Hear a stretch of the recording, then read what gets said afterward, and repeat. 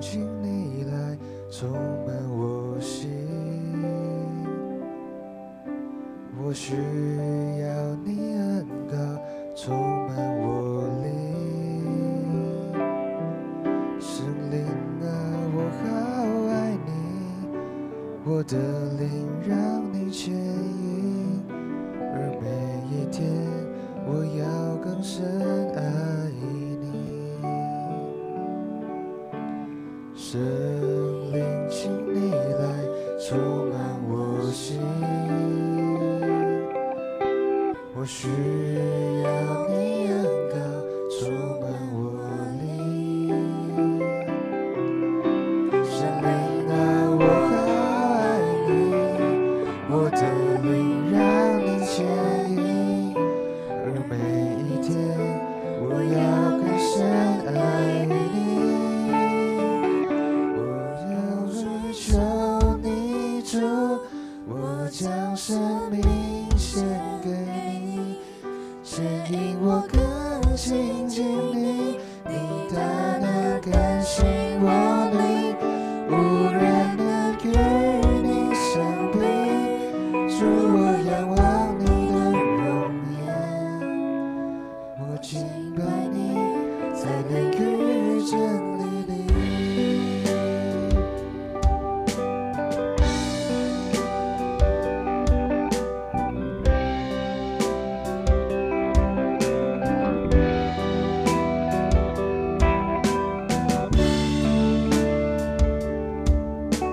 神灵，请你来充满我心，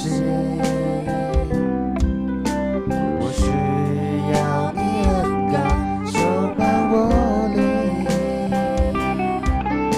神灵啊，我好爱你，我的灵让你牵引，而每一天我要更深爱你。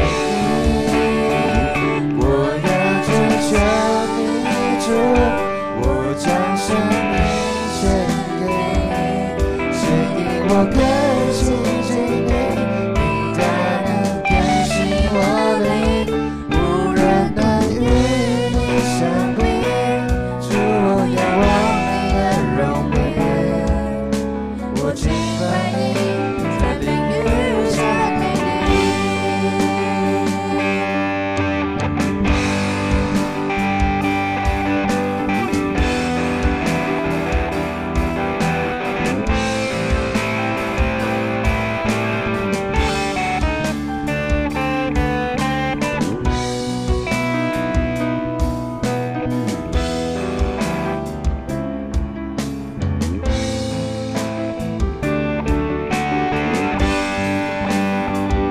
我要追求你主，我将生命献给你，牵引我更亲近你，你大能更新我灵，无人能与你相比。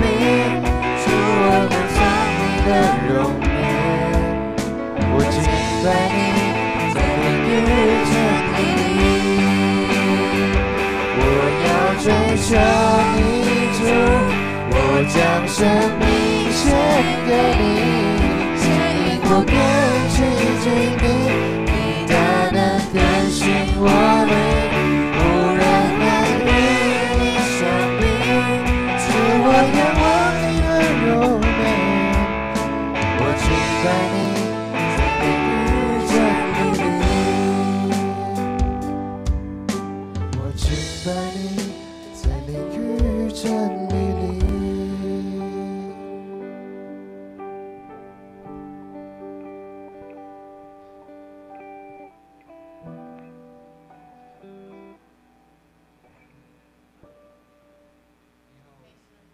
接不到，没有讯号，不知道。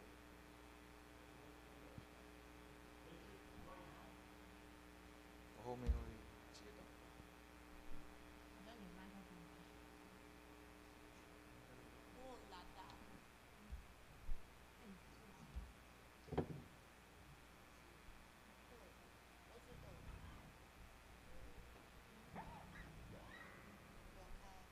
该没有讯号，没有讯号，没没讯号。要喂。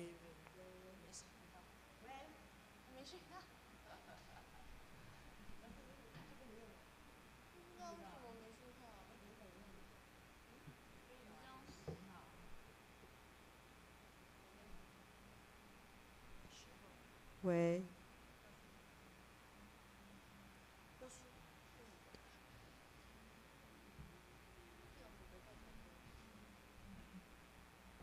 喂喂喂。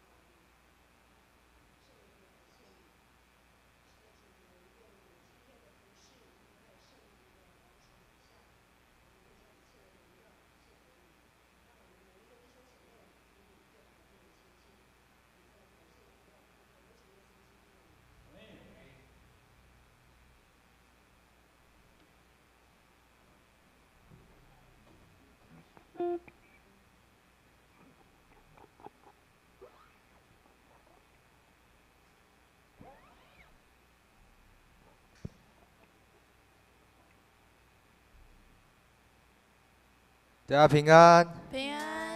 让我们一起站起来，用我们的歌声敬拜神。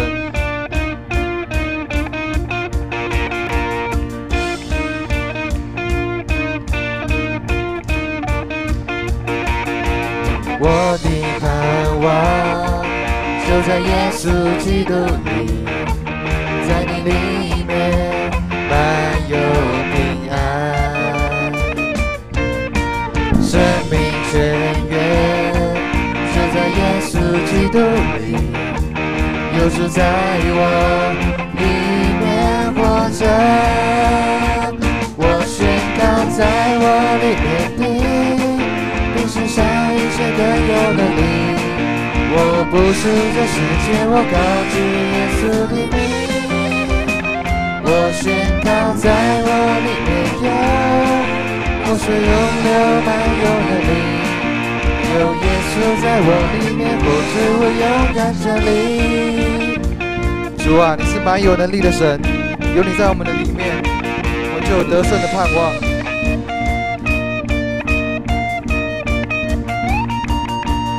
我的盼望就在耶稣基督里，在你里面满有平安，生命泉源就在耶稣基督里，有主在我里面活着，我宣告在我里面的比世上一切更有能力，我不是这世界，我高举耶稣的名，我宣告在我里面有活水涌流满有能力，有耶稣在我里面活着，我勇敢站立，有主在我里面，没有惧怕能战胜仇敌，有主在我里面，没有惧怕该得胜有余，有主在我里面，没有惧怕能战胜仇敌，有主在我里面，没有惧怕该得胜有余，我宣告在我里面的比世上一切更有能力，我不是这世界，我高举耶稣的名，我宣告在我里面有活水涌流满有能力，有耶稣在我里面活着，我勇敢站立，有耶稣在我里面活着，我勇敢站立，有耶稣在我里面，否则我勇敢站立。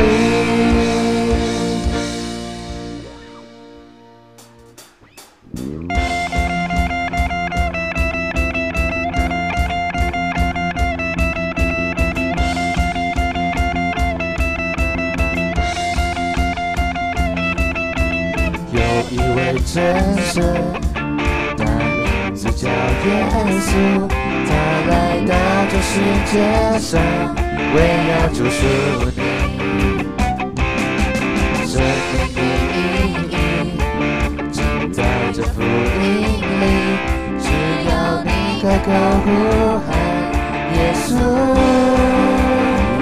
耶稣是生命，一切问题已解答。耶稣是生命，一切黑暗的亮光，将忧伤变为喜乐，将惧怕变为力量。耶稣是永恒唯一的盼望。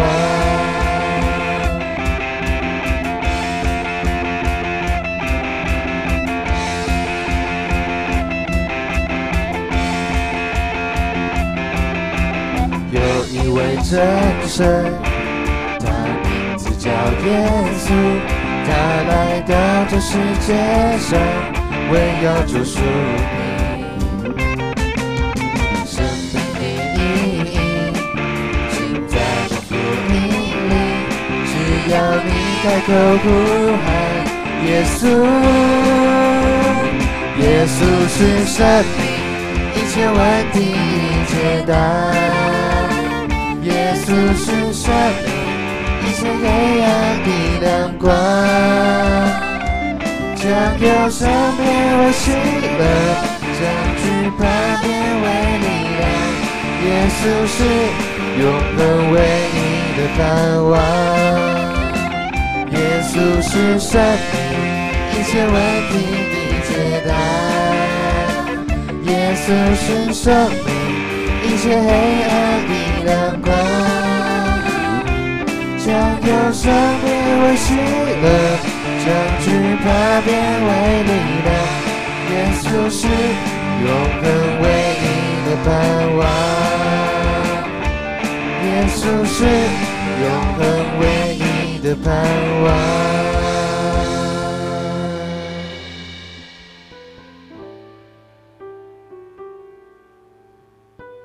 现在让我们安静我们的心，一起来到上帝的面前。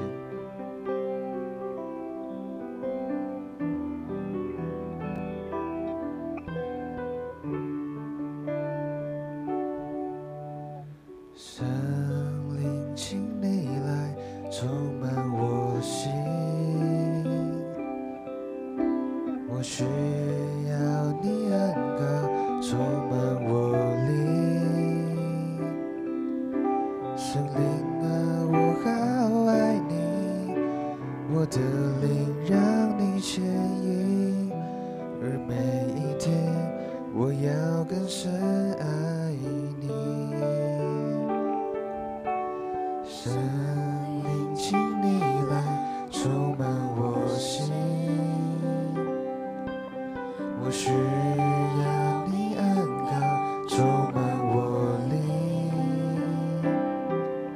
圣灵啊，我好爱你，我的灵让你牵引，而每一天我要更深爱你。我要追求你主，我将生命献给你，牵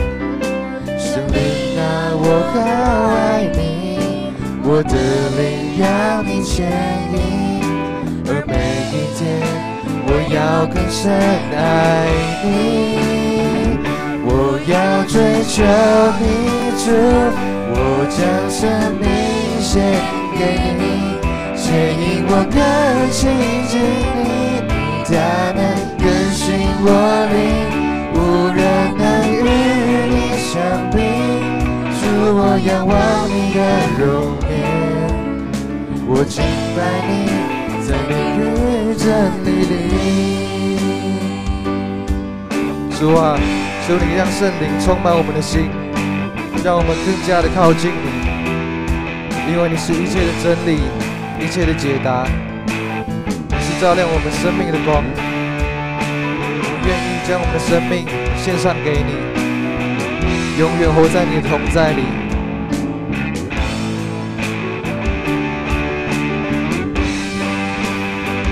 我要追求你主，我将生命献给你，牵引我更亲近你，你大能更新我灵，无人能与你相比。主，我仰望你的容颜，我敬拜你，在灵与真理里。我要追求你主，我将生命献给你，牵引我更亲近你，你大能更新我灵，无人能与你相比。主，我仰望你的容颜，我敬拜你，在灵与真理里，我敬拜你，在灵与真理里。主啊，感谢你赐下圣灵在我们的当中，使我们的心得着坚固，不再软弱和彷徨。感谢你赐给我们丰盛的恩典，救我们脱离凶恶，使我们得着盼望。主啊，我们愿将我们的生命献给你，让我们用我们的这一生荣耀你，高举你的名，活出你的样式。奉主耶稣基督的名祷告，阿们。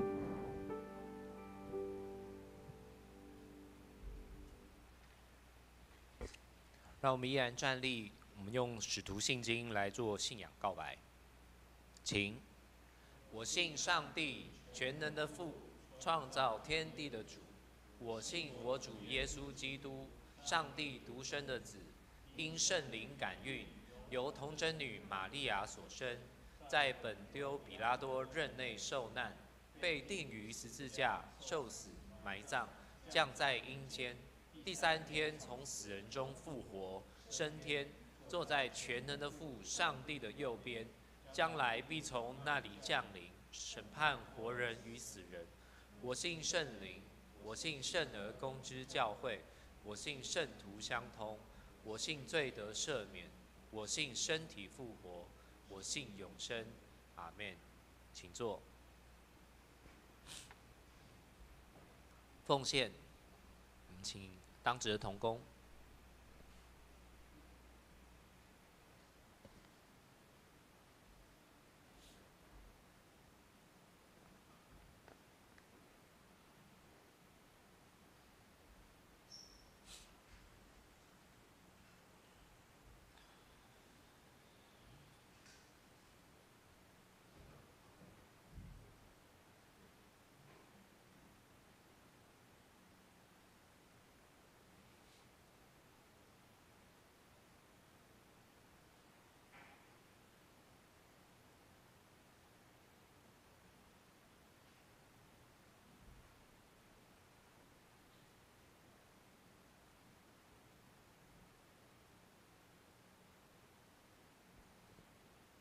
我们一同低头祷告。亲爱的阿爸天父，谢谢你，因为有你在我们里面活着，我们因着圣灵大有能力，能战胜仇敌。亲爱的耶稣，谢谢你创造我们的生命，你是我们生命的解答和永恒唯一的盼望。黑暗中的亮光。愿我们都能凭着那单纯像孩子一样的信心来跟随你。亲爱的耶稣，谢谢你爱我们，将你赐给我们为了我们的罪牺牲你的生命，且钉死在十字架上。每个礼拜我们来到教会，我们思想我们自己的罪，也一起把我们的罪钉在十字架上。过去一个礼拜，我们若是在心思意念或是在行为上有得罪上帝或得罪人的地方，或者是别人得罪我们，说了什么话让我们心里有苦毒，求你赦免他们，也赦免我们的罪，也帮助我们常常有一颗愿意悔改的心。求你引导我们走公义、合主心意的道路。主啊，我们谦卑的再来到你的面前，用心灵和诚实来敬拜你。求你赐下智慧，帮助我们明白你话语当中的奇妙。我们愿意向你敞开我们的心房，求你亲自来触摸，向我们的心说话。亲爱的天父，我们的心渴慕你，愿上帝引导我们以下的时间，让我们能够安静的在你的面前享受你的同在。这时我们献上有限的金钱做教会的差用，愿上帝悦纳我们的奉献。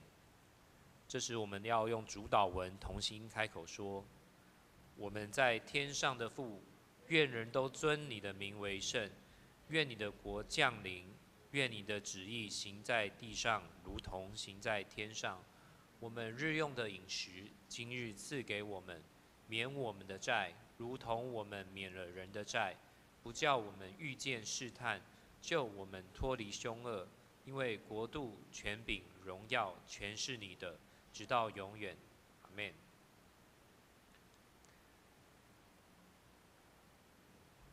报告，我们来看周报。公导的部分，请大家来看一下我们三点哦。第一个，愿主圣灵扶持鼓励我们。那我们10月份团契会长的改选，让我们能够被选上的同工们能勇敢的说阿们，来归荣光给上帝。第二点，一样为我们肢体，我们周报上面记的这些长辈们，还有我们的肢体弟兄姐妹们嘛，为他们持续做祷告。第三点，为台风刚过境哦，那特别在台南跟兰屿南部还有南屿都很严重，那我们也持续为这些事情来做祷告。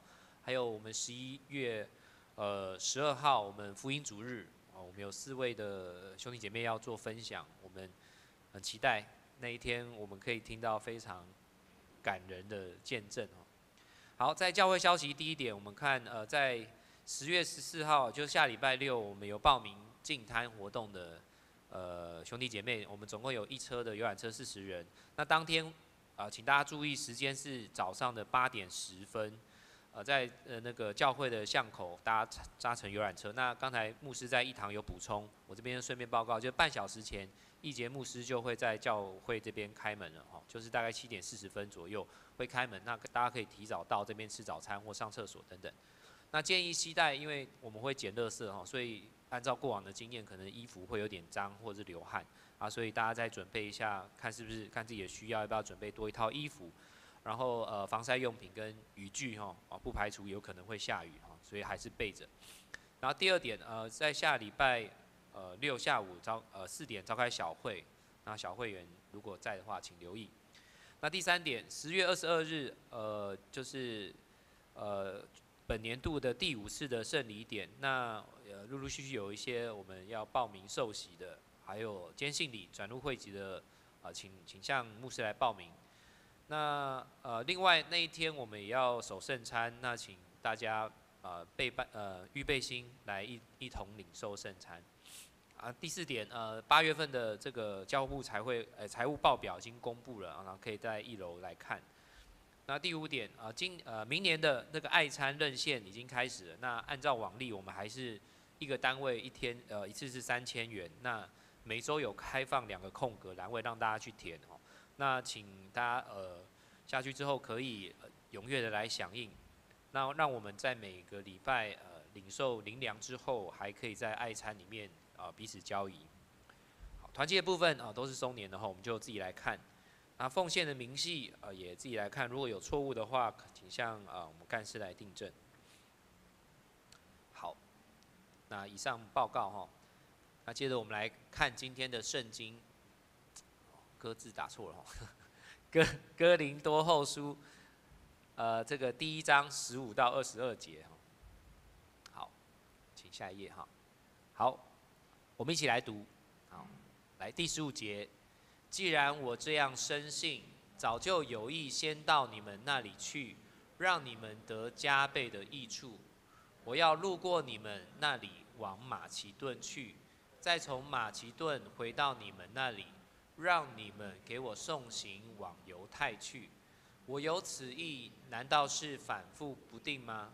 难道我的意愿是从私欲起的，以至于我忽是忽非吗？我指着信实的上帝说，我们向你们所传的道，并非又是又非的，因为我希拉和提摩太在你们中间传上帝的儿子耶稣基督，从没有又是又非的，在他只有一个是。上帝的应许不论有多少，在基督都是是的，所以我们借着他说阿们，使上帝因我们得荣耀。那在基督里坚固我们和你们，并且膏抹我们的，就是上帝。他在我们身上盖了印，并赐圣灵在我们心里做凭据。圣经读到这里，讲到志梅牧师要用在圣灵里的凭据来跟大家勉励。时间交给牧师。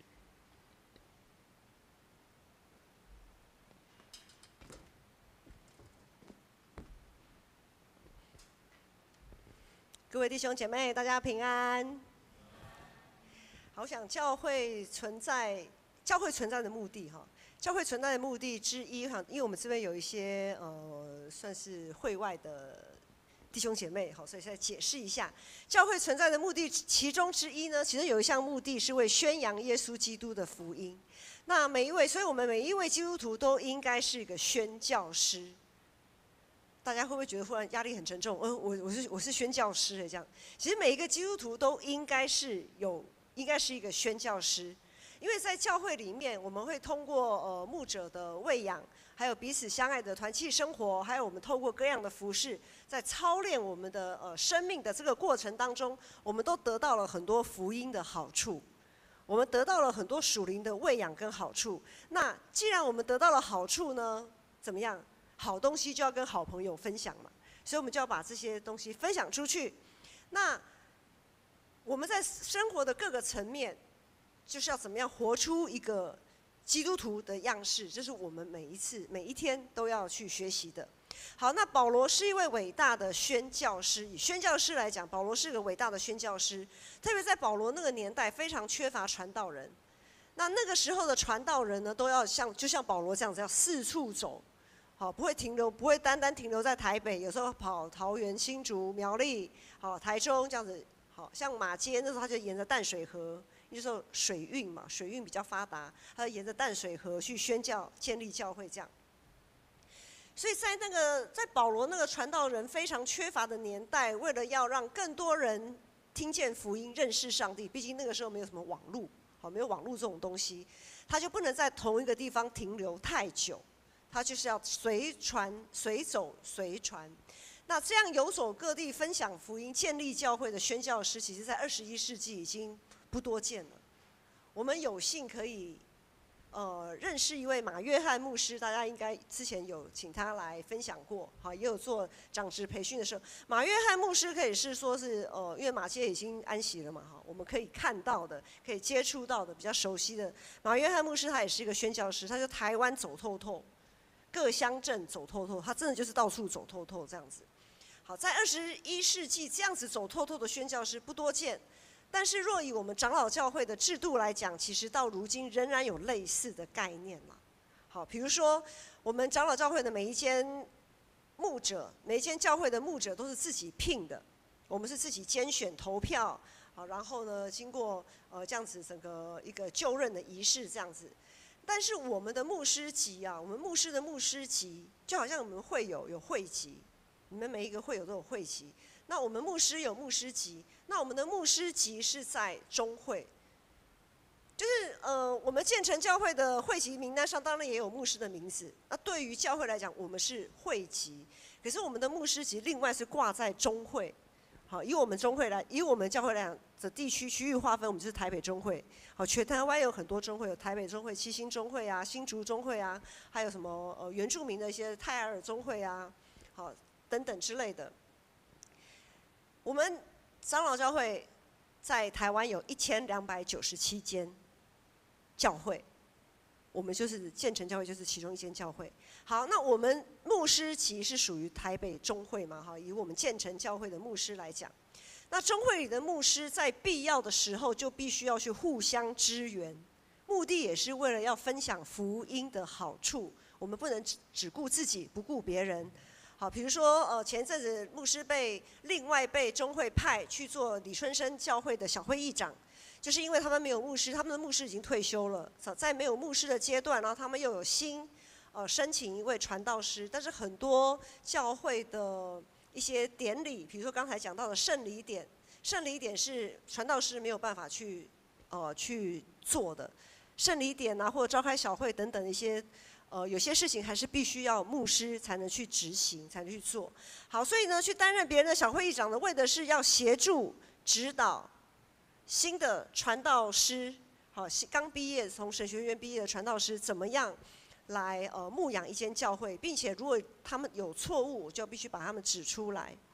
除此之外呢，还有刚才讲到的净滩活动，在中会里面也有各个事工部，像刚才的净滩活动就是教会与社会事工部去办理的。教社部简称教社部，教社部它就是对社会性议题的关注跟回应，我们要去关注，那我们又如何去做回应？这是教社部他们的宗旨。那另外还有校园事工部，校园事工部就是针对出外读书的大专学子。好，比如说我们到台中、到台南、到了各个地方去读书，那我们就没有办法在自己的教会嘛，没有办法分身嘛，哈。那在那个学校呢，像之前我们的赵明执事，他就是在那个东海大学也有大专团契，在校园事工部，他就是全台湾都有，好，每一个中会都有这个校园事工部，就是为了要为大专青年这些不能讲流落在外了，哈，为了求学，啊，旅居在外地的这些大专生，让他们的信仰可以继续能够持续的能够成长，并且跟进这样。好，这是因为我们领受了福音的好处，我们就要把这个福音的好处分享出去，透过各样的方式，让我们的信仰可以不断的更成长。那我们之前在读雅各书的时候，在哥林多后书之前，我们在读雅各书，在读雅各书的时候，我们有提到信心必须经过考验，信心是必须经过考验的。好，保罗在他宣教的旅程当中，常常受到信心的考验。他常常受到考验，他的家庭事业在因着他信耶稣基督一夕之间都毁了。因为他本来是犹太人嘛，好，然后他也是法利赛人，他是专门逼迫基督徒的。好，所以呢，在整个他们的部门呢，他还算是说话各方面蛮有权势的。可是，一旦他认了耶稣基督之后，哇，就整个他之前所累积的那些东西，通通垮台，通通垮掉。他的家庭事业，因为他信耶稣，他就通通都垮掉。然后他也被质问、被拷问，甚至被关到监牢里面去。他受到非常多的考验。那在哥林多后书的第1章的12节开始到第2章4节的这整段的经文，包含在我们今天要分享的主日的经文段落里面。整个经文段落就是保罗他在为自己的服事做辩护。到底在这个时候，保罗跟哥林多教会之间发生了什么事情，以至于他要为自己来做辩护呢？我们看15节，今天的经文15节。15节说：“既然我这样深信，早就有意先到你们那里去，让你们得加倍的益处。”哥林多教会是保罗建立的教会其中一间。保罗所深信的是什么？他所深信的是他与哥林多教会之间彼此信任的关系，因为是他建立的。虽然他没有办法在那边待太久，他大概建立的差不多，他觉得可以了，好，他就先离开，他就去别的地方传福音。但是呢，这个哥林多教会，我们在看前书的时候就知道，哥林多教会其实问题真的蛮多的，好，所以呢，家长不在呢，小孩子就翻天了这样子。所以保罗本来打算要再一次的来拜访哥林多，分享福音的好处，并且要顺便处理一下教会内部所产生的这些问题。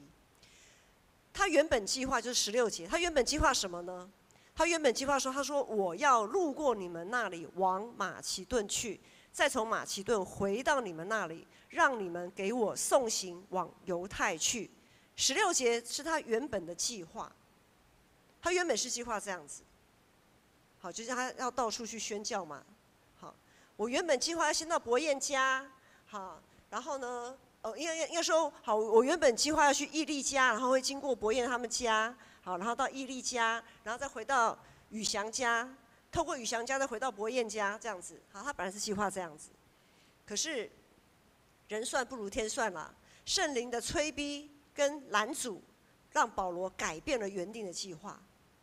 可能伯彦已经预备好了，义利也预备好了，宇翔预备好了，预备了半天啊，你不来，你居然不来，改变了计划啊！你们中间可能本来就有很多纷争嘛，很多问题存在嘛，好，就说忽然我可能跑到以轩家去了，然后你们可能就会开始在讲说，这个保罗这个牧师可能比较偏心哦，为什么我们都准备好了，穿边边。物件都买啊，料理什么的，龙虾也买好了，好，什么都买好了，怎么跑到以轩家去了呢？以轩是有给你什么好处吗？什么之类的这样，好，就开始因为他们内部本来就有一些问题，所以因为圣灵的拦阻，保罗原本是要带着一个忧伤沉痛的心，因为他们有一些问题要处理。他本来是带着忧伤又严肃的心情要前往哥林多，要当面指出他们的错误。但是因着圣灵的拦阻，那保罗又对哥林多教会的问题，他又非常的急切，那怎么办呢？我人没有办法到，因为圣灵拦阻我，让我改变了计划，我能怎么办？传赖吗？好，或寄 email 嘛，这是现代啊。但是呢，在当时就是寄信嘛，好，就是请他的同工提多能够先送信过去给哥林多教会。这样的安排其实好像也还不错啊。从另外一个角度来看，就像我们有的时候在谈一些比较敏感的话题，好，如果特别是比如说我跟佑叔本来就有一些立场可能不太一样，好，有些想法不太一样，那有的时候有的问题我们可能会透过那子群你是不是先去跟佑叔了解一下他的想法什么什么，就是不要当面这样子，很容易就会因为一句话不对就产生了冲突。可以先透过第三者，就是那一封信，好像那封信这样子，先梳理，可以爬梳彼此内心的想法，然后也让双方可以有冷静思考的机会。这样子的改变计划好像应该也不错，但是呢，圣灵动工，魔鬼也在动工。保罗因着圣灵的拦阻，他改变了原定的计划的这样子的善意。却造成教会内部支持者跟反对者互相的猜忌跟攻击，就像牧师刚刚讲，你开始就互相猜忌了，互相猜忌了。反对者他诉求的是什么呢？反对保罗的人，他是说，你看吗？保罗就是这样子一个反复不定的人，不守信用，明明说好了要来我这边，怎么就不来了，就变卦了。好，那这么样一个不守信用的人，那他所说的、他所传的福音，那大概也不太可信。好，所以反对者是已经反对，不只是反对到保罗这个人哦，就连他所说的都要被否认掉，都要被否认掉。因此，保罗他才在17到19节，他为他这样子的更改行程这件事情，为自己做了辩护，表面上好像是为自己做辩护，其实他是为了福音，为了他所传的福音做辩护。你们可以不认同我这个人，但是你们不要连我所说的这个福音，你们都否定。17到19节说：“我有此意，难道是反复不定吗？难道我的意愿是从私欲起的，以致我忽是忽非吗？”修淡几嘞？我们再回到上一章好。16节跟17节中间其实是有一个停顿的。16节刚才牧师有讲到，16节讲的是他原定的计划，他原本计划要路过哥林多往马其顿去，然后再从马其顿回到哥林多，然后让哥林多的信徒给他送行，又前往犹太地区去。16节是原本的计划，但是17节是新的，也不是新的，就是改过来的。我有此意，什么意呢？就是我改变计划这件事情。好，所以如果我们连下来看，可能我会觉得说，前面不是讲这样，后面讲这样，有点看不太懂。我有此意，就意思是我改变计划这件事情，难道是反复不定吗？这样有看懂哈？好，难道是反复不定吗？难道我的意愿是从私欲起的，以至于我忽是忽非吗？好，接下来下一页18节，他说我指着信实的上帝，他强调信实的上帝，信实上帝就说了，他说是就是，不是就不是，没有什么忽是忽非的。他说我指着信实的上帝说，我们向你们，就保罗他们是一群同工哈。我们向你们所传的道，并非是又是又非的，因为我希拉提摩太在你们中间传上帝的儿子耶稣基督，从没有又是又非的，在他只有一个是。我们常常会碰到计划赶不上变化的时候，当计划赶不上变化，很多时候我们会无法面面俱到，然后又无法面面俱到的时候，会产生误解。我们在人跟人之间会产生一种误解的状况。我想没有人喜欢被误解啊，特别是对一个很用心在做一件事情的人，结果反被误解，那种心情真的是很不好。但是有的时候为了做出解释，当我们被误解的时候，我想大家都有被误解，我不晓得大家有没有被误解的经验。被误解的时候，我们都很想为自己做番解释，替自己申冤嘛，哈。在这个时候，可能会落入一个危险，是我们要很小心的。比如说，我们现在大家这样坐着，我们都是好像看起来都是很同等的。可是当我们要解释自己的冤屈的时候，我们会站起来，就好像突然有一个要解释冤屈的人，他站起来，成为所有众人目光的焦点。因为他要证明自己是有理的，他要证明自己是对的。那他在解释的过程当中，他可能会放大自己的对，膨胀自己，或者甚至是去诋毁别人说你错了，那你错了的这件事情又会被放大，所以呢，原本对的事情被放大。然后呢，那个错的事情可能也不是错的，但是因为他要证明自己是对的，所以就要把别人压下去。这样子的一个，然后误导其他人的判断。好，假如义杰牧师误会我为了要解释，我不是这样子的。好，我就要说，越说越夸张，越说越那个，好，要你们认同我的看法嘛。然后我就会说，你看，义贤牧师就是那个样子，好，怎样，每次都是乱说话，每次都乱说话，每次真的有每次吗？这个每次这2个字一说出来就是夸张嘛，对不对？好，每次都是这样，好，但是并不是每次，好。所以原本在我们解释、为自己辩解的过程当中，很容易犯一个，就是原本是是的。在解释之后就变成不是了，因为这个是到不是的过程中间就变成有一些夸大不实的东西掺杂在里面。在我们之前读雅各书的时候也说，雅各书也提醒说，舌头是小肢体却能说大话，舌头是永不禁止的邪恶。就好像我们在选举的时候，我们现在看选举乱象啊，选总统，每个人都有自己心目中的总统人选，但是必须要坦白，我们真的要坦诚，每一个总统候选人都很容易碰轰，放大自己的优点，然后去碾压别人的缺点，把别人的缺点是跟不是，通通都捞出来。好，就是所有不好的东西，通通被捞出来，然后就一直不断的扩大。为什么我们的候选人不能好好的针对他们的政见，好好的去做说明，去发展他们要做的事？为什么要以打压别人、抬高自己的网络声量？为什么要这样子的手法、这样子的选举、恶质的选举文化呢？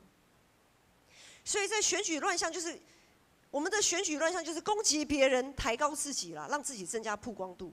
很多时候是用攻击别人的方式增加自己的曝光度的，倒不是自己真的想为国家做些什么。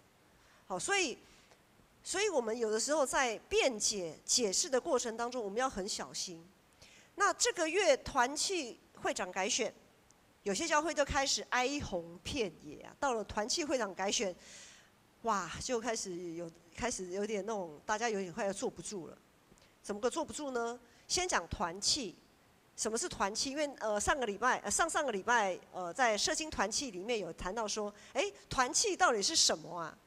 为什么要叫什么社青团契呀、青少年团契呀、妇女团契？团契到底是什么意思？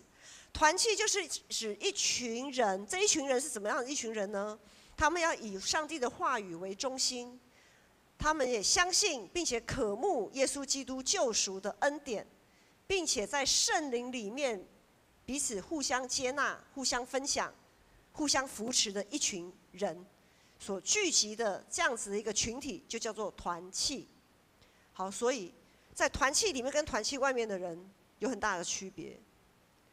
如果你没有圣灵，你又没有真理，你又没有上帝的话，那说实在话，你还算是个在边缘人。我们可以讲说慕道友了。那你可以，比如说像一手啊、若愚啊，或者是小贾啊，或什么，他们都有，比如说来参加团契。虽然他们还没有信主，但是他们可以从团契来认识我们。那我们基督徒要展现什么呢？绝对不是故意做些什么好，不是故意去做的，就是我们要自然而然的活出我们基督徒该有的样式，然后让他们认识我们，透过我们。所以我们是不是宣教师？是啊，我们有什么在宣教？我们不是出一张嘴而已，出一张嘴，外面都蛮很多会出一张嘴的。我们要用我们自己的生命的样貌来宣教，让他们透过我们在团契里的互动来认识我们。哦，原来基督徒是这样。好，原来你们所敬拜的上帝是那样。好，原来你们的祷告交托是这个样子的祷告交托。他们会慢慢的在这个当中去发现、去看见。好。这个在团契里面，所以照理说呢，一群这么有盼望在一起，这么有盼望的人聚在一起，我们有上帝的话嘛，好，又有耶稣基督的救恩嘛，又有圣灵的感动嘛，好，一群这么有盼望的人聚在一起，一群基督的门徒理应该都很乐意参与，并且投入团契生活，但是呢，我们会发现，在团契生活里面，其实偶尔还是会有真心换绝情的时候，因为有时候我们的分享会被误解，或者是被不小心就被传出去。如果传到牧师的耳朵里，是因为说牧师，我听到有某某弟兄姐妹分享那个真的很需要为他祷告。如果是这样子的动机，那是好的。我们不是四处传扬，不是四处去好像打小报告，好像在讲八卦这样的，不是。如果你的心是真的为这个肢体好，然后呢，你来跟牧师讲，或者是跟我们的长老讲，因为小会员就是牧师、长老，其实都是在守护教会的每一个灵魂的值，好，每一个灵魂的值，生命的本质。好，如果是这样子是 OK 的。可是如果你是用讲说八卦的那种心情，到处去说，我跟你讲那个谁那分享好，他怎样哦，然后就没有下文了，然后就是当八卦这样子说的，好像自己很开心这样子，那就真的很糟糕。很多时候在团契里面也是会有这种真心换，我真心的这样分享我的难处，我希望大家契友知道是为我祷告，来扶持我、帮助我，而不是把我的分享当八卦。好，但是有的时候还是会这样嘛，人嘛，人有人在的地方，就是免不了还是会有这些事情发生。好，那有人在的地方就容易产生误解。我们都不喜欢自己的分享被这样子扭曲，甚至于这样子被像当八卦一样传出去。因此，理当互信互谅、彼此相爱的团契，有的时候就会变成小心翼翼。我要选择有东西我该讲不该讲，我该分享不该分享。这个团契就没有办法让我们敞开，没有办法让我们享受在耶稣基督为我们救赎的爱里。这是我们在团契里面需要去努力的，需要去努力营造一个，不是营造，就需要努力去成为一个可以彼此相爱接纳的团契，并且呢，我们要撇弃那一些会伤害彼此的一些行为，好，是行为，是我们不断的要去做调整的。好，所以因为这个样子，因为在人的群体里面，我们免不了会有这样子的事情发生。那么成为团契的会长干部呢？哇，那就更加的困难了。因为一个有限的人本来就没办法面面俱到，那为了不让自己的错误被放大，我们就选择躲在群体里面。所以有的团契在选会长的时候非常的困难呐。我在群体里面，我的错误不会被放大，可是一旦我被选为当会长的时候，我做了什么决定，我下了什么决策，错了就是摊在阳光下，被检视，躲都躲不掉。像我们里面，我们当中有当老板的，好，有可能当部门主管的，你们的错误一定会被放大嘛，对不对？你们下面带人的时候，下面的人的错误，你们可以帮他遮掉，好，可以帮他处理掉。可是，一旦当你们到了一个位置的时候，错了就是错了，摆在台面上，非常的明显，非常的明确，躲都躲不掉。一旦当了团契会长，然后呢，就会要经历这些事情，这样子的事情会让有一些会有很害怕，想要逃跑。所以每次到了选团契会长的时候呢，有的契友就是能跑就跑，能闪就闪，能躲就躲，能不出席就不出席，自动消失的戏码不断上演。这在各个教会都是一样，在各个教会都是一样，不是只有我们建成会出现这样的情况。因为一旦被选为会长干部啊，就是会面对许许多多需要去解释，但是有时候你解释又解释不清楚，被误解这样的情况。曾经听有人跟牧师分享说，他觉得牧师真的不是人当的，因为要面对这么多不同的人，这么多不同的要协调，这么计划管理这么多的事工，很多事情牧者都要概括承受。那在讲道的时候，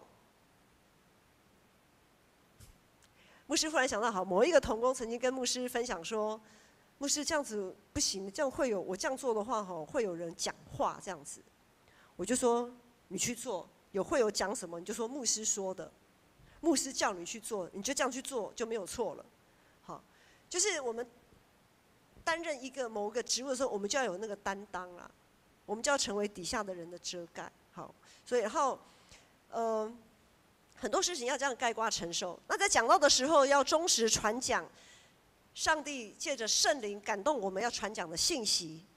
那这些信息有的时候又很顾人怨，因为有的时候讲的会让你觉得很刺耳。所以牧师确实是一个很容易得罪人，就很容易被误解的角色。那牧师也是人啊，我也不喜欢被误解啊，没有人喜欢被误解。那牧师在圣灵里凭着信心领受，要我们分享的这些属灵的好处，可能在言谈的过程当中，可能在事工进行的过程当中，我们的所言，牧师的所言所行，也不一定会让所有的人都认同，甚至于会觉得牧师这样做不对。但是圣灵有的时候会拦阻牧师去做解释。我哪有那么多时间去为了要解释什么做一堆解释？你们能了解也好就好，不能了解也罢，好，就是这样去做了。如果我每一件事情我都要解释的话，那真的是很可怕的一件事情。因为解释这件事的本身，就像刚才有谈到的，会让我自己本身会落入一个危险，会高举自我，打压别人，可能会落入这种危险。我可能在解释的过程当中，我会夸大，我会变得夸大不实。我们效法的对象是耶稣基督。耶稣在被钉十字架之前，他选择缄默，他选择沉默，除非有圣灵的感动。在路加福音，耶稣他也说，在有必要的时候，圣灵一定会感动你说当说的话。好，圣灵也会感动我们说当说的话。所以我们有的时候被误解，不要急着为自己做辩解，我们先安静祷告。但是毕竟在忙碌的服事的过程当中确实没有办法在每一个当下都能好好祷告、安静等候。牧师也是一样啊，有的时候忙起来的时候，我哪有办法每一件事情都我先祷告、安静等候然后我才去做那个事情，没有办法。我相信在职场大家也是一样，在公司你们在忙起来的时候，很多时候就是马上就要下判断了，马上就要去做决定了。好，当然，我们无法确定自己的每一个决定都一定100%的合乎上帝的心意，但是唯一让我们可以在那个当下有勇气与信心去做判断的这个决策呢，是来自圣灵同在的凭据。我们有圣灵，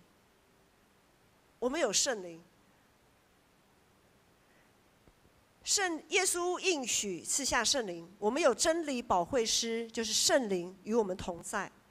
只要我们有持续的灵修生活，我们有持续的读经祷告，我们有持续固定聚会的生活，我们所做的每个决定，其实在某个程度上都有圣灵来替我们做保证。当然，这并不是说我们所做的每一个决定都是100%正确啊。就像训练有素的奥运选手，我们这边有足球选手，足球嘛，好，有3，好。在练习的时候，我们也有桌球的选手，好，常常在练习的时候都要打到同一个点，或者踢到某一个角落。那射箭呢，都更精准。那些射箭，我们在看奥运的那个射箭的国手，他们要射到红心，那我们也知道红心它有它一个范围。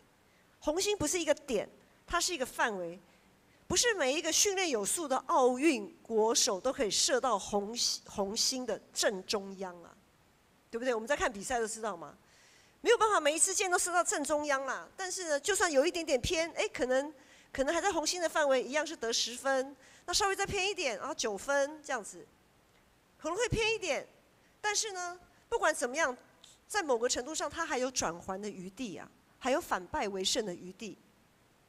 那我们也是一样啊，用信仰来解释这个事情，就是凡事我们所做的凡事都在上帝的手中，我们所做的决定、所下的判断，即便在那个时候错了，相信在上帝的保守，他给你智慧能力，他会给你智慧能力去怎么样去做转圜，不会到那种无可收拾的地步。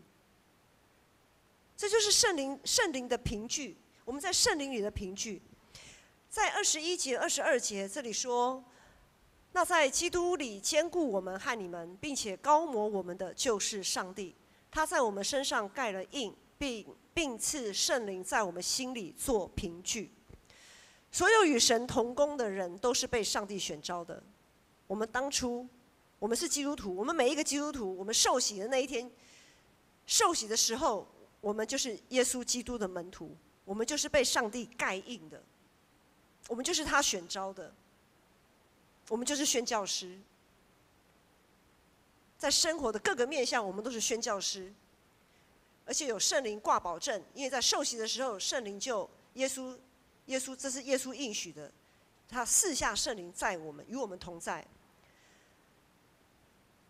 那每一个基督徒里面，为着教会有教会的组织，因为庞大，所以有组织有体制。在教会的体制里面，我们必须要从所有被受选的基督徒里面，再选出一些人来担当牧师、长老、执事、团契会长干部这等等的这些职务。其实连音控哦，连我们的音控同工，你们每个月每个礼拜这样安排的，那也是圣灵放在团长的心中，引导他去做服事的安排。即使你们不是好像我们讲说票选出来，然后担任什么什么长什么长的，你们所有的基督徒，我们都是被拣选的，都是被上帝拣选、被委任、被膏抹。然后在上帝的计划里面，我们在某一个阶段，我们担任某一个特别的位置跟角色，因为在那个时候，在那个阶段，某一个阶段，你被赋予了一个特别的使命。当我们在上帝面前献身立志，圣灵的印记就盖在我们身上，那是另外一个这个属于这个职分的印记，又加盖在我们身上，替我们做保证。为我们在这个职分上的努力负全责。那我们在参与服事的过程当中，我们所当在意的是对上帝的忠心，不是人的眼光。就在刚才有提到的，牧师不可能对每一个人都这样做解释，除非有圣灵的感动，要特别去做一些什么解释说明的时候。因为我们服事的是上帝，不是人呐。我们所服事的是上帝，不是人。耶稣说：“凡不背着自己的十字架跟从他的，不配做他的门徒。”每位基督徒都应该要有个心志，就是背起自己的十字架，为了要与他人分享福音的好处。保罗在加拉太书也说：“人种的是什么，收的就是什么。顺着圣灵，顺着肉体撒种的，必从肉体收败坏。”顺着圣灵撒种的，必从圣灵收永生。我们如今栽种，在我们人生当中，我们栽种，我们要种什么下去呢？我们要种杂草，还是种稻谷？我们日后又希望能收回什么呢？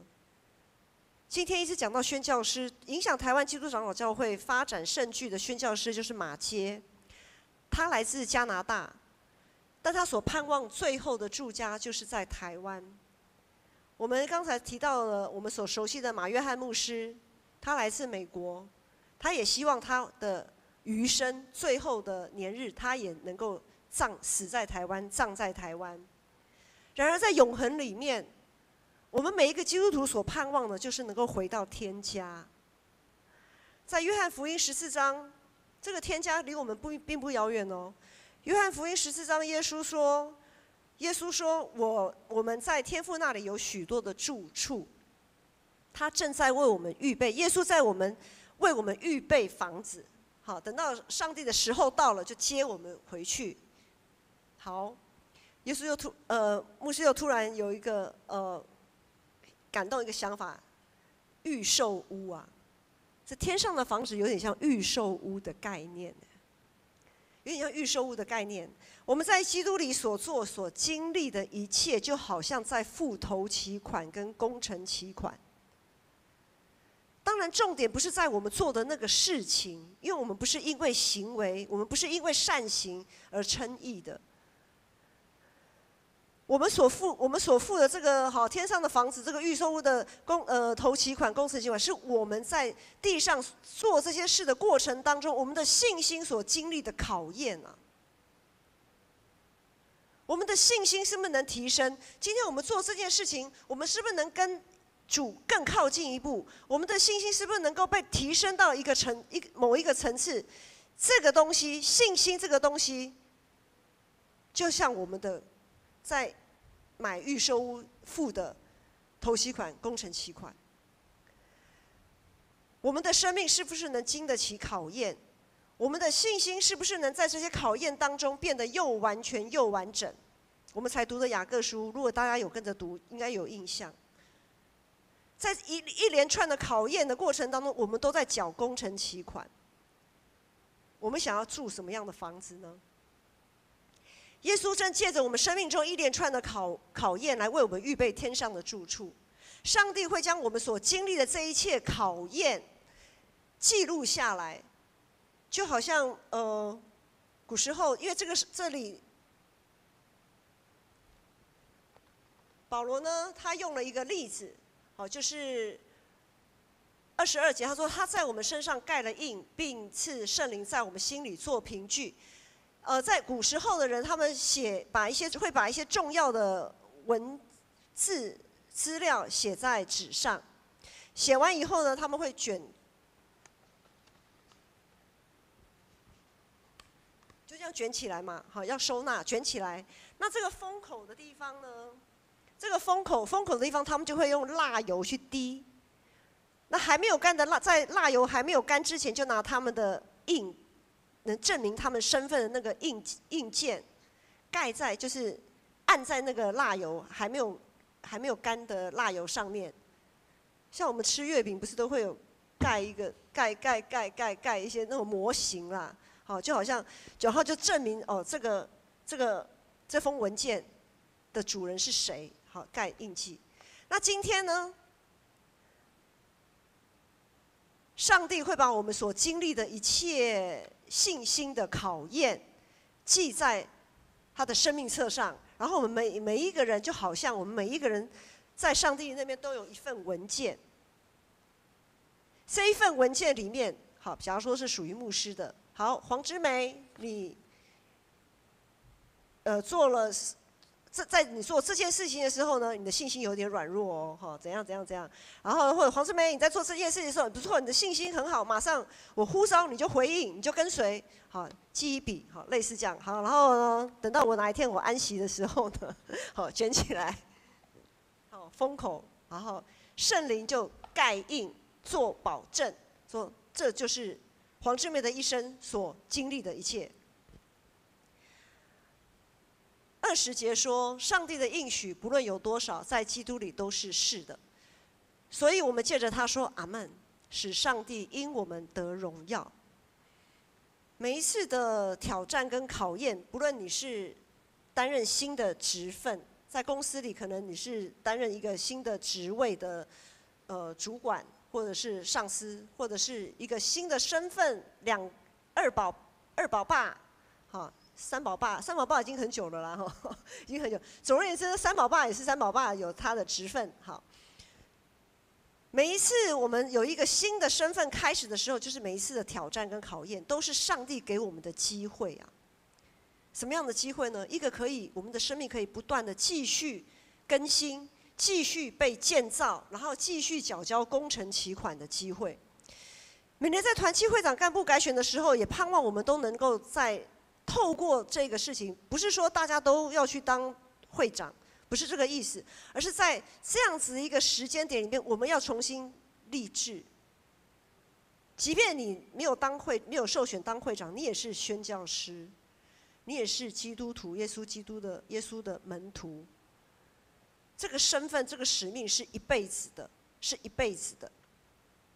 好，所以盼望在这样的时候呢，我们也能够重新在上帝面前立志。如果今天上帝要特别拣选你去做一些什么事情的时候，他要指派你什么工作给你的时候，当上帝对我们说是就是你的这个时候，他说就是你这个时候你就要为我做见证，你就要为我去做这个做那个。当上帝对我们说是的就是你了，我就是现在我要选你。当上帝对我们这么说的时候，盼望我们都能够因着基督的爱来回应说阿们。当上帝这样子拣选我们，赋予我们一个新的身份使命的时候，盼望我们都能够凭着信心回应上帝说阿们，因为我们有上帝的印记在我们的身上，我们有圣灵为我们做保证，圣灵是我们的凭据。当我们回应阿们的时候，上帝会因着我们坚定的回应、坚定的信心，他来得着荣耀，而不是大家互相一直在推辞、推卸责任、闪躲。如果当我们一直推卸、闪躲的时候，在我们团契里面，其他还没有信主的人会怎么看我们这群基督徒？你们基督徒也不是这样子为了自己在活吗？你们说要为基督而活，但是你们行出来却不是这个样子。那如果是这个样子，我们又有什么样的见证呢？人在做，天在看，这是世界上常讲的，世俗世界讲的一句话。但是我们说，人在做，真的上帝都在看，圣灵也在我们的里面催逼我们、提醒我们、激励我们。当上帝对我们说是就是你的时候，愿我们的信心都能够坚定的来，借着信心来回应说阿们。我们一起来唱这首诗歌。我们真的是盼望圣灵能够来充满我们，圣灵已经在我们里面了。可是很多时候我们以为圣灵离我们非常的远，圣灵并不遥远，圣灵他就在我们的里面，他与我们同在。我们感受不到，并不代表他不存在。但是我们要再一次，如果你觉得圣灵离你很远的时候，那我们要再一次在上帝的面前呼吁、宣告、请求圣灵啊，请你来充满我。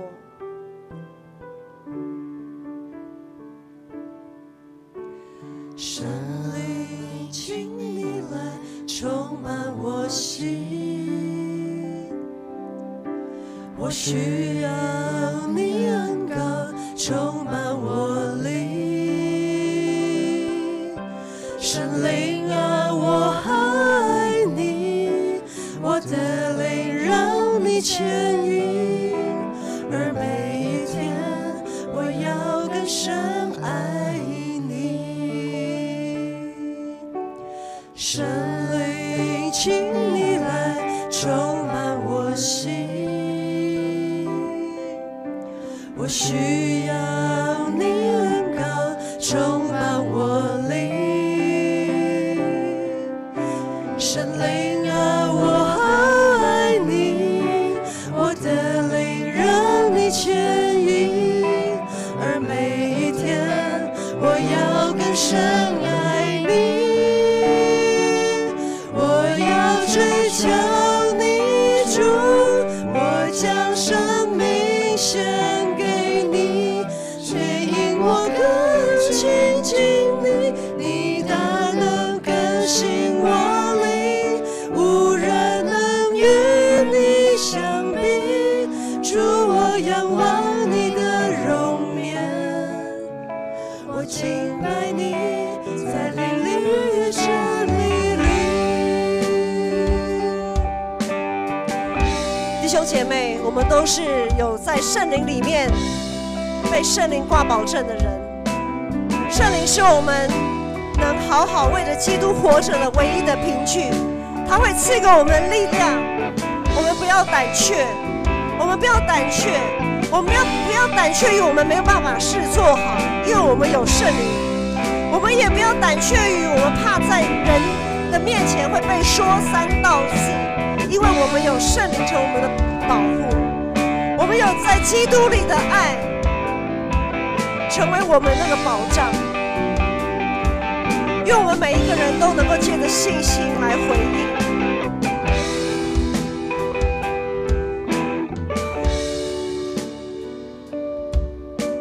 圣灵，请你来充满我心，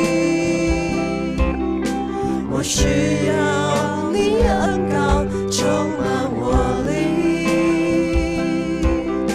圣灵啊，我爱你，我的灵让你牵引，而每一天我要更深爱你。我要追求你，主，我将生命献给你，牵引我更亲近你，你大能更新我灵，无人能与你相比。主，我仰望你的容颜，我敬拜你，在灵与真理里。各位弟兄姐妹，我们是为着基督而活的，我们要追求我们的主，我们要将生命献给他。牵引我更亲近你，你大能更新我灵，无人能与你相比。主，我仰望你的容颜，我敬拜你，在灵与真理里。我们要再一次说，我们要追求的是我们的主耶稣基督。我将生命献给你，牵引我更亲近你，你大能更新我灵，无人能与你相比。主，我仰望你的荣美，我敬拜你，在灵与真理里。天父上帝，我们感谢你。感谢你让我们可以活得不一样，感谢你让我们可以活得有价值，感谢你让我们在永恒里有份，感谢你让我们在你的圣洁里有份。主，感谢你拣选我们成为你的门徒，让我们可以透过我们不断被更新被磨塑的生命，我们可以在世人面前来见证主耶稣，你就是如何把我从罪恶的深渊里面救拔出来的。主，靠着我们真的很多事情我们不能够，很多事情我们都跟世人一样，我们没有盼望，我们没有方向，我们没有好好的去思考我们人生的价值在哪里。但是主啊，在你里面凡事都是是的，在耶稣基督里面凡事都是是的。你对我们说是的，是的，你是我所拣选的孩子，你是我所拣选要为我做见证的人。愿我主耶稣基督的恩惠、天父上帝的慈爱、圣灵的扶持与感动，帮助你们每一个人都能在每一天为主做见证，从今时直到永远。阿们。让我们来唱最后一首歌，带着回家。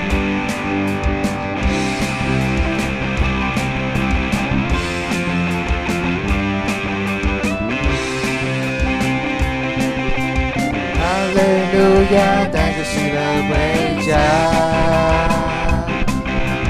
哈利路亚，带着平安回家。哈利路亚，带着恩典回家。耶稣永远与你同在呀。哈利路亚，带着喜乐回家。嘿，嘿。嘿，嘿，哈利路亚，带着平安回家。嘿，嘿，嘿，嘿，哈利路亚，带着恩典回家。你是我最爱的父爸爸。哈利路亚，哈利路亚，哈利路亚，哈利路亚。哈利路亚，哈利路亚，哈利路亚，哈利路亚。二堂领报到这里结束，大家可以彼此交易请安。